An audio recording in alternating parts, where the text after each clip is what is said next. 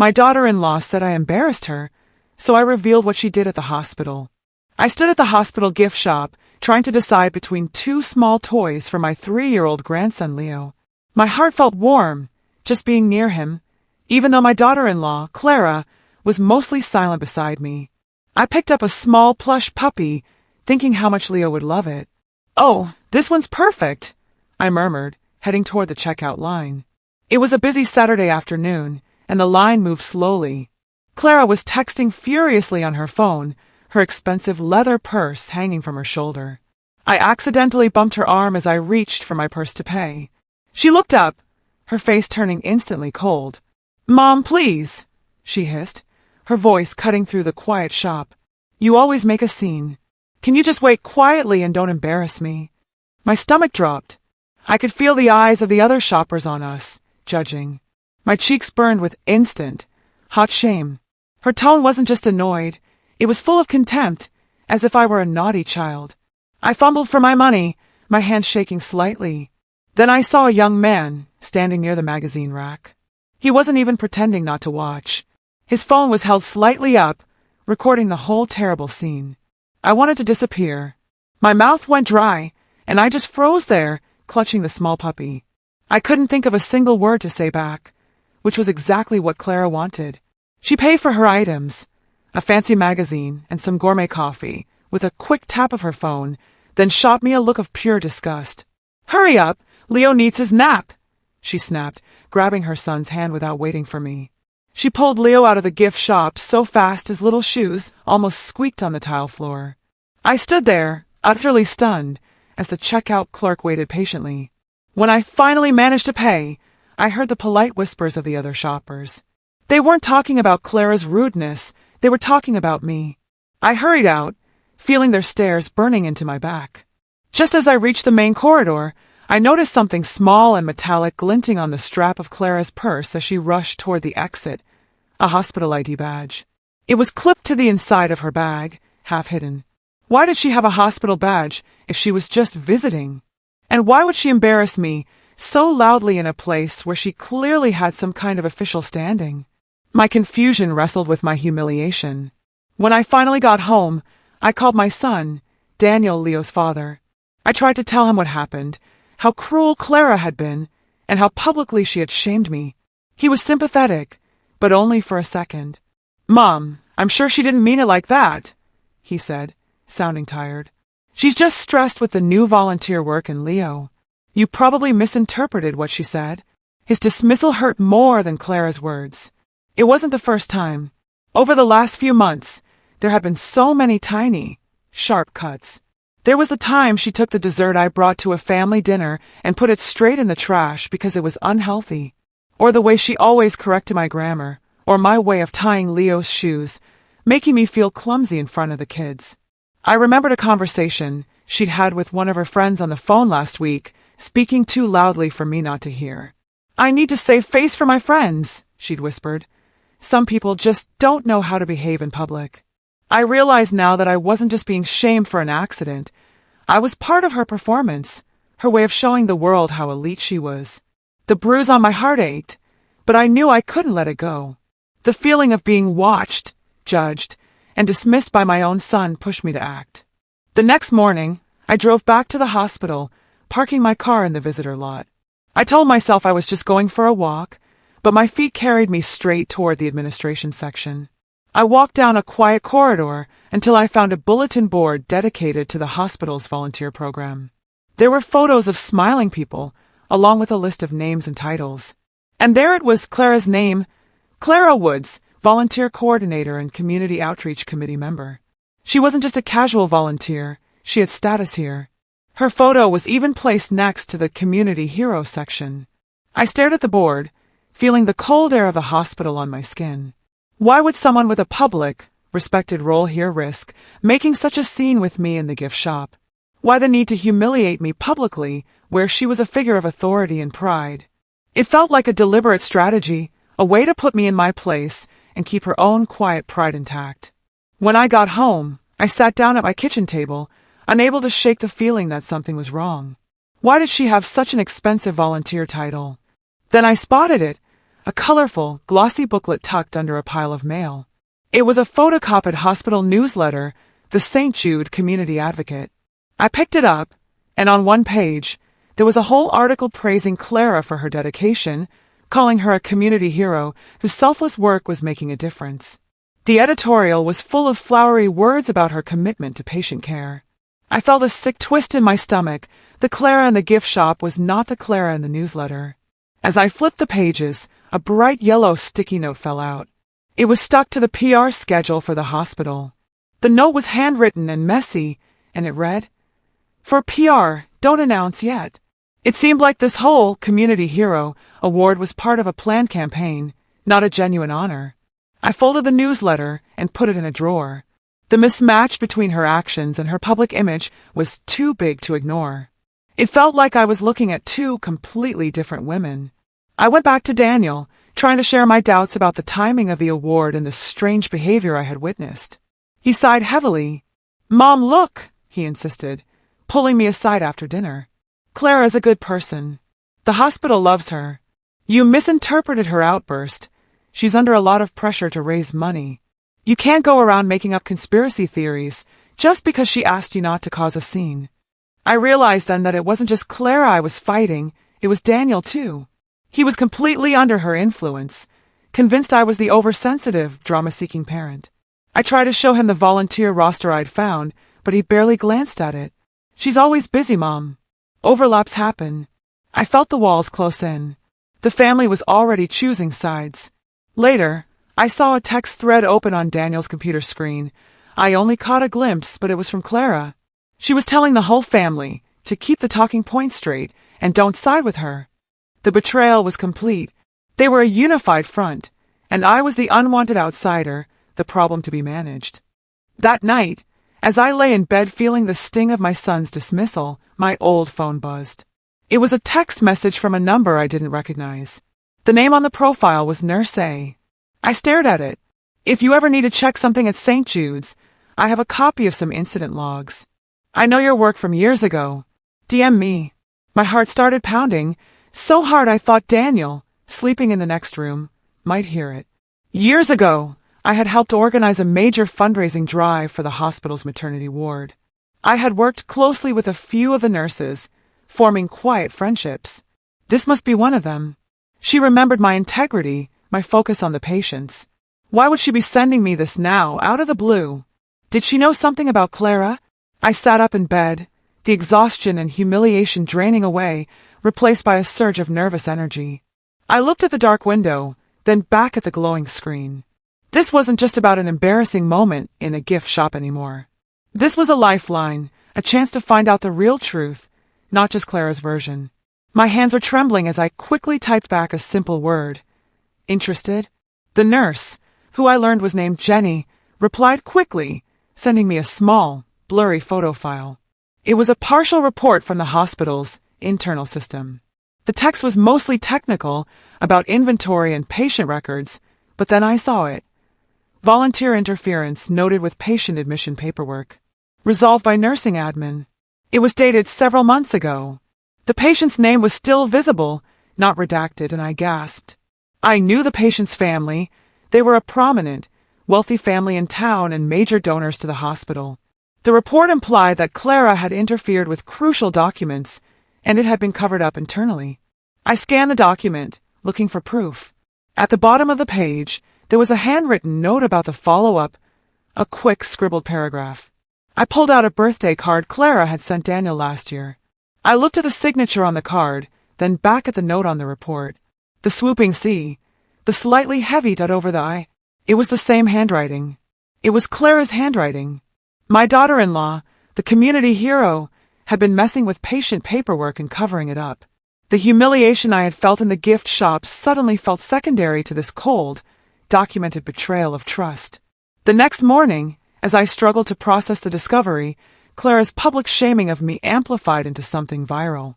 She posted a photo of herself with Leo on Instagram, looking serene and victimized. The caption was aimed straight at me. "Some people can't help being attention seekers. We're choosing peace." Within the hour, hundreds of comments flooded in, all supporting Clara, calling me the toxic mother-in-law, the family drama starter. People I hadn't seen in years weighed in, judging me based on a photo and a smug caption. My humiliation had gone from a quiet event in a gift shop to a community-wide joke. But one comment made me pause. It was a reply from a known hospital volunteer, and it tagged the official St. Jude's PR office at Studepper. We stand with Clara. Don't let family drama overshadow her service. She was using the hospital's reputation as a shield, making sure her status was protected by the very institution she might have compromised. The anger in me solidified into a hard, cold resolve. This wasn't about me anymore. This was about principle, about the vulnerable patients who relied on the integrity of the hospital system.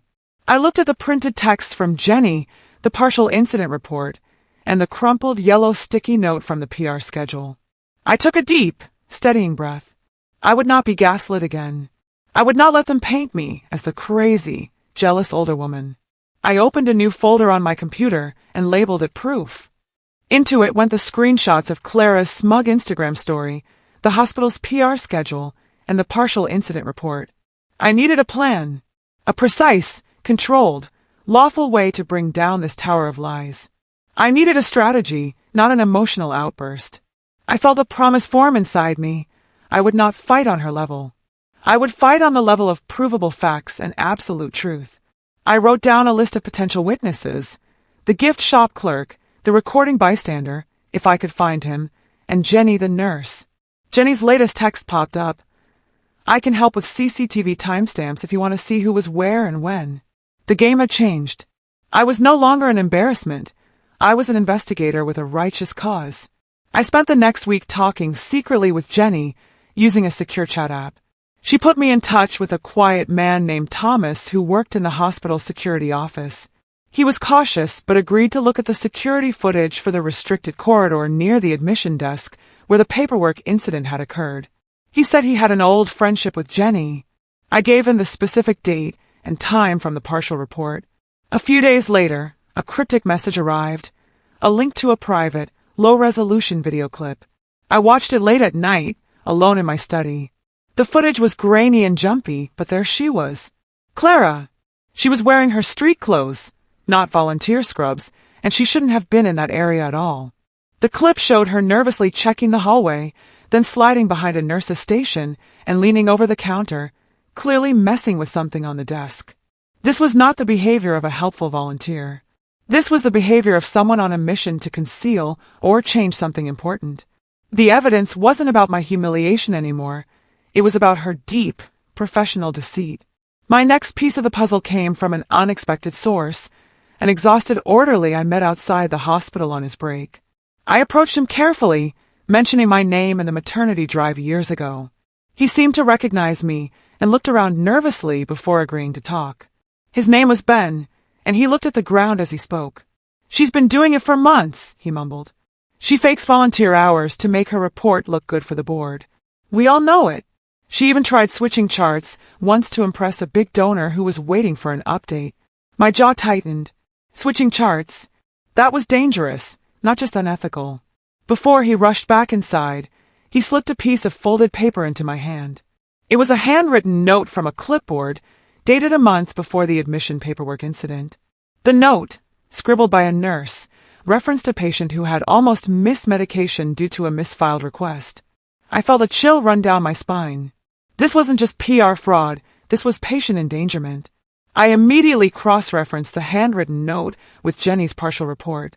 The near miss involving the delayed medication, a small error logged internally as human error, was exactly what Ben's note referenced. I dug deeper, using the date to search public records, and found a brief, coded mention of the incident in the hospital's yearly safety report. Minor procedural lapse, immediate correction implemented. With the help of Mrs. Peterson, the retired admin, I found a way to convert the original security file into a high-quality, timestamp clip. The video, though still a little dark, now clearly showed Clara walking briskly down the restricted corridor, pausing, and then leaning into the nurse's station to rifle near the patient charts the night of the near-miss incident. It wasn't a clip of her swapping papers, but it was undeniable proof that she was in a restricted, non-volunteer area for several minutes. This clip would be my anchor, the visual confirmation that placed her in the wrong place at the wrong time. It was the smoking gun that would make the paper trail of lies suddenly real. I made 3 backup copies on different flash drives. The clip was ready to play at the gala if needed. I felt an immense wave of controlled power. I had moved past the hurt and into the realm of strategy, using her own hubris against her. A week before the event, the formal invitation to the gala arrived, ironically addressed to me as a valued past donor. I looked at the program. Clara's name was printed beneath the words, Volunteer Honoree, a beacon of community service. The hypocrisy was like a physical punch. I looked at the front row seat I had purchased. The stage was set. Meanwhile, Clara's online behavior was becoming insufferable. She posted a rehearsed speech clip online, her voice falsely humble, boasting about how she was honored to save patients through advocacy and awareness. She was building herself up for a dramatic fall, and I was holding the release cord. I spent the week studying the gala's floor plan, timing the walk to the stage, and ensuring the technical staff could quickly accept my USB drive for a community presentation. The 2 days before the gala were marked by an eerie stillness, the calm before the storm. I rehearsed my speech in front of my mirror, my voice steady, my expression neutral. The lawyer, Susan, confirmed that the evidence was ironclad and provable. The reporter, Marcus Hayes, confirmed he would be at the event, ready to live tweet with the documents I'd provided. Jenny, the nurse, had agreed to make one quick, discreet nod when I presented the altered logs, confirming her silent support. Emotions were tucked away. The focus was purely on the strategy. I felt like a surgeon preparing for a difficult, vital operation. This was not about hatred, it was about accountability. The final hour before the gala, I found myself alone in the bathroom, staring at my reflection. I wasn't wearing my usual comfortable clothes. I was dressed in a formal gown I hadn't worn since Daniel's wedding. I thought about the consequences, the public humiliation that would be 1,000,000 times worse than what she'd done to me, the career damage, the possible criminal charges for fraud. I thought of Daniel and the pain I was about to inflict on his life. I closed my eyes and whispered my vow. I will proceed only with facts, not vengeance. I would expose the truth about patient safety and volunteer fraud, not simply attack her character. I emerged from the bathroom just as the car arrived. The gala hall was already buzzing. As I walked in, the stage lights ignited, bathing the room in a dazzling yellow glow, and the room filled with Charleston's wealthiest and most influential people. I took my front row seat, directly opposite the stage. The dinner service was winding down. Clara had just given a brief, saccharine speech about the joy of service, and the audience was applauding politely. The moment had arrived. I stood up slowly, tapping a spoon against my glass, just loud enough to silence the nearby chatter. The master of ceremonies paused, looking confused. I gave a polite, firm smile. "Before we proceed with the awards," I announced, my voice clear and carrying, "I'd like to offer a brief community thank you, a presentation on the importance of volunteer accountability at St. Jude's." I had prepared a simple title slide on my USB. A technician, clearly flustered but unable to refuse a woman in the front row with a professional-looking slide, quickly plugged in my drive. The title flashed onto the 2 large screens flanking the stage. The room immediately hushed. Everyone knew who I was, the embarrassing mother-in-law from the viral posts. Clara's practiced smile faltered instantly, replaced by a look of sheer, cold panic. Without preamble, I began to speak about the importance of integrity in patient care. Then, I asked the technician to play the clip. The time-stamped CCTV footage flashed onto the large screens. The grainy video showed Clara entering the restricted corridor after hours and undeniably rifling near the charts at the nurse's station. The date was the same as the near-miss incident. The audience murmured instantly, a ripple of confused sound washing over the room. Volunteers gasped. Board members, who had been laughing moments before, went utterly still. I kept my voice calm, clinical. This footage shows a senior volunteer in a restricted area at a time when she was not scheduled to be there, as documented by official hospital security logs. The evidence was visual, immediate, and utterly damning. Clara stood up abruptly, knocking over her chair in a rush of panic. I didn't pause. I moved immediately to the paper proof. "The hospital relies on accurate reporting," I continued, holding up the printed roster. The next slide showed the roster with the impossible overlapping hours, the 2 locations at once. This proves that volunteer hours were fabricated to meet a public image quota. Then I showed the slide with the admin's saved email where Clara had asked someone to cover for her shift log. The reporter, Marcus Hayes, was live tweeting with furious speed, using the hashtag #STJudeFraud. A high-ranking hospital board member in the front row, a woman I knew, was looking at her phone, confirming the live posts. She stood up, her face white, and began to speak quietly with the head of security standing by the door. The murmuring in the room was now a loud, tense buzz of shock and disbelief. My voice remained steady as I moved to the most damaging evidence. This is a copy of the incident report for a patient's delayed medication several months ago. I displayed the original report showing the human error log. Then, I showed the forensic printout vetted by my lawyer, the same report, but with the altered timestamps clearly visible, shifting the responsibility away from the time Clara was caught on the CCTV. The word altered is the key here, I stated, letting the silence hang heavy. The words spread like lightning through the room. Clara's face drained of all color, her carefully constructed mask of composure shattered. She leaned toward her friend at the table, whispering hoarsely, "This is a setup." But it wasn't a setup, it was simply the truth, meticulously documented. The moment I finished presenting the altered logs, 2 nurses, Jenny and another woman, stepped forward from the back of the room. One was shaking, but the other, Jenny, spoke quietly but clearly into a handheld microphone offered by the reporter. She confirmed the pressure to make things look fine and reported discrepancies in the chart system after Clara's visits. Their courage strengthened the narrative beyond a shadow of a doubt. The audience now understood this was not a family fight, it was a systemic problem. I watched as a major, high-profile donor dropped their program and silently walked out. The hospital's image was collapsing in real time. My revenge was working exactly as planned, not through personal attack, but through the undeniable weight of facts. Clara, now alone on the stage, tried desperately to regain control. She stumbled forward, grabbing the microphone. "This is ridiculous! A personal attack! I was helping!" she cried, her voice cracking with fear. But the room was full of recorded evidence, rosters, emails, and video.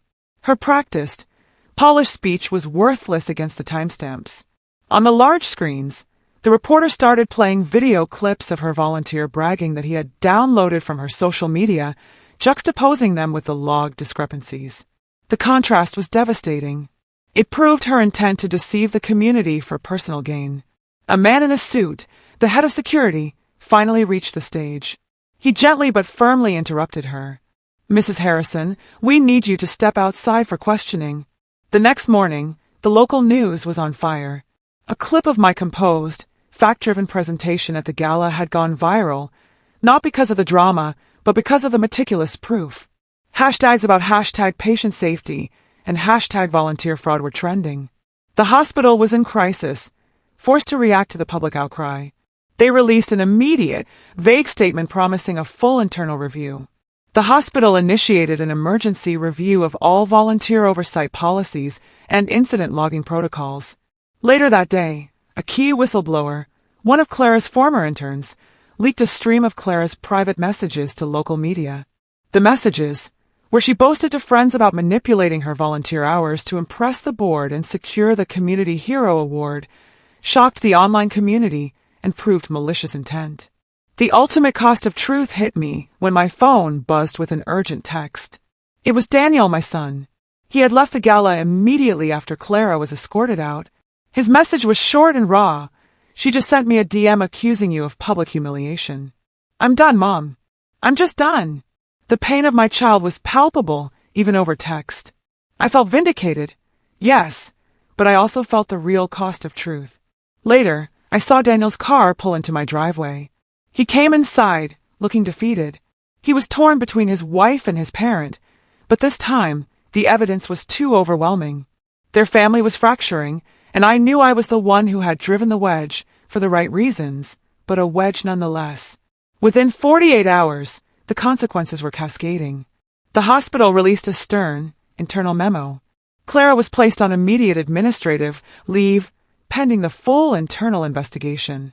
The board statement, released to the public, was full of corporate remorse, promising transparency, and a complete overhaul of volunteer policies.